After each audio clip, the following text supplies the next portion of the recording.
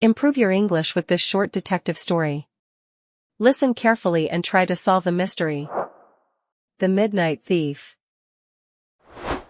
A terrible metallic sound woke me up at 4 a.m. Something heavy fell to the ground in the middle of our dark camp. I sat up fast.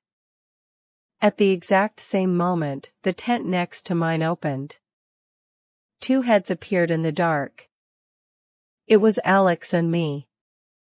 Our headlamps crossed, and we looked at each other with wide eyes. "Melly," Alex whispered loudly. He had a big wooden stick in his hands. "Did you hear that? There is a monster outside. Let's go back for a moment." Saturday evening was perfect.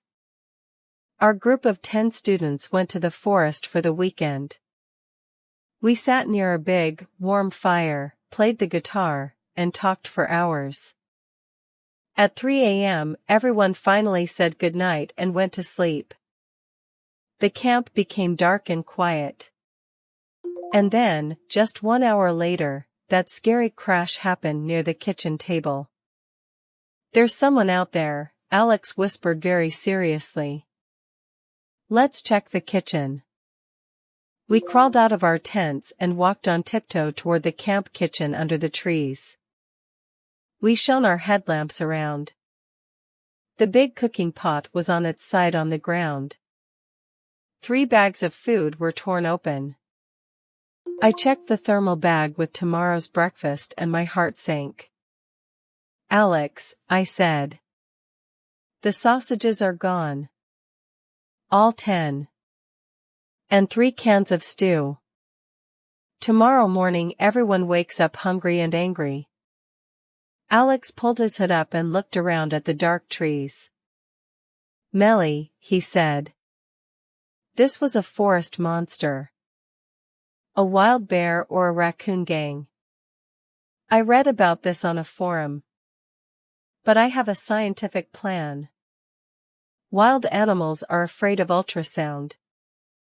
I have a special audio script on my phone for scaring away predators." Before I could say anything, Alex set up his Bluetooth speaker and pressed play on his phone. The camp was immediately filled with a horrible high-pitched sound. It was like a broken alarm mixed with a boiling kettle. It was very loud. Above us, birds woke up in the trees and flew away screaming in the dark. "Alex," I hissed, grabbing his arm. "Turn it off. Right now. You are not scaring a bear. You are waking up 10 tents." He scrambled to turn it down. His hands were shaking. I turned back to the ground and shone my light lower. On the soft mud near the table, there was a very clear footprint of a large human sneaker. "Look, Alex," I whispered. "Size 43. Bears do not wear sneakers. It is not a monster. It is one of our friends." "Alex, put down the speaker and follow me," I said quietly. The grass was pressed down in a clear line leading away from the kitchen table straight toward the tents. Alex walked behind me on his tiptoes, still carrying his thick stick. The trail in the grass led around the bushes and stopped at a small green tent. It was Max's tent. Max was a second-year student. He was big, friendly, and always hungry. Suddenly, we heard a highly suspicious sound from inside his tent. Loud crunching and chewing. I looked at Alex. He looked at me. I quickly unzipped the tent and shone my bright headlamp inside. Max was sitting inside his sleeping bag. His eyes were huge and terrified. There were plastic wrappers all around him, and a half-eaten sausage was right in his mouth. He froze like a criminal.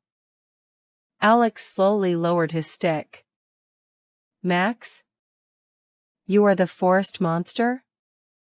Max swallowed hard and whispered very fast. Guys, please don't tell anyone. I woke up and I was so hungry. I went to get a biscuit, but I accidentally knocked over the pot. I got scared, grabbed the first bag of food, and ran back here. I reached in and took the remaining cans of stew from his hands. Well, Max, I smiled strictly. Tomorrow morning, you wake up at 7 a.m., make a fire, and cook breakfast for all 10 people. Understood, Grizzly? Max nodded very fast. The next morning was beautiful and sunny. All 10 students sat around the fire, drinking hot tea. Max was standing over the cooking pot, looking very tired but focused. He served everyone delicious hot porridge with fruit. Max, this is amazing. Best camp breakfast ever. Everyone praised him. Max smiled a small, embarrassed smile. I sat on a wooden log, enjoying my tea. I looked at Alex across the fire. He was sitting up straight with a very proud expression, like he had solved the mystery himself. I waited until he had a big spoonful of porridge in his mouth, and then I spoke loudly enough for only him to hear. Alex, how did that ultrasound bear protection system work last night? Alex stopped chewing.